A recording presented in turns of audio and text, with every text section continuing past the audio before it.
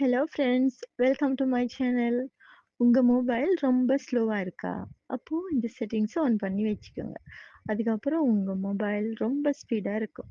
அதுக்கு முன்ன நீங்க என்னுடைய சேனல மறக்காம சப்ஸ்கிரைப் பண்ணி விடுங்க.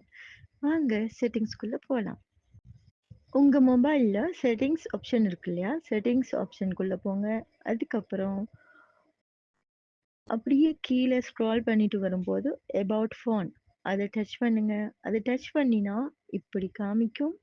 அதுல சாஃப்ட்வேர் இன்ஃபர்மேஷன் அத டச் பண்ணி உள்ள போங்க. அது போனதுக்கப்புறம் இப்படி நெறைய ஆப்ஷன்கள் காட்டும். அதுல ஒரு ஆப்ஷன் பில்ட் நம்பர். அந்த பில்ட் நம்பர் அத வந்து 7 டைம் டச் பண்ணணும்.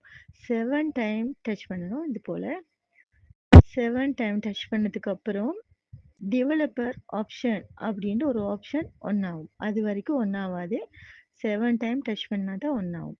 அதுக்கப்புறம் நாங்க பேக் போய் அதுக்கப்புறம் திரும்பவும் செட்டிங்ஸ் உள்ள போய் அபவுட் இருக்கு இல்லையா? அபவுட்டுக்கு மேலால சிஸ்டம் இருக்குது. அந்த சிஸ்டமுக்குள்ள போகணும். சிஸ்டமுக்குள்ள போனதுக்கப்புறம் அப்படியே கீழே ஸ்க்ரோல் பண்ணிட்டு வந்தா டெவலப்பர் ஆப்ஷன் காமிக்கும். அந்த டெவலப்பர் ஆப்ஷன் உள்ள போனதுக்கப்புறம் இப்படி நிறைய சிஸ்டம்ல நிறைய ஆப்ஷன்கள் காமிக்கும். அந்த ஆப்ஷன் எல்லாம் கீழே ஸ்க்ரால் பண்ணிட்டு வாங்க. அப்படி வரும்போது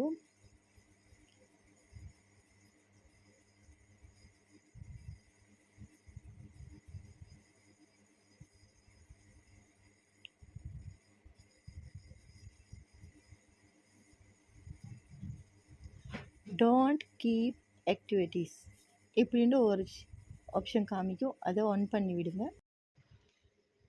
டோன்ட் கீப் ஆக்டிவிட்டீஸ் ஆன் பண்ணுவதன் மூலம் பேக்ரவுண்டில் ஏதாச்சும் ஆப் ரன்னிங்கில் இருந்துச்சுன்னா உங்கள் ஃபோன் ஸ்லோவாக இருக்கும்.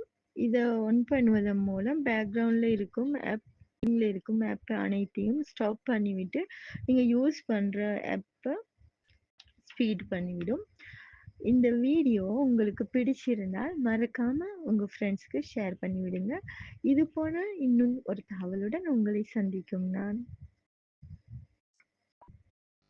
Have a nice day.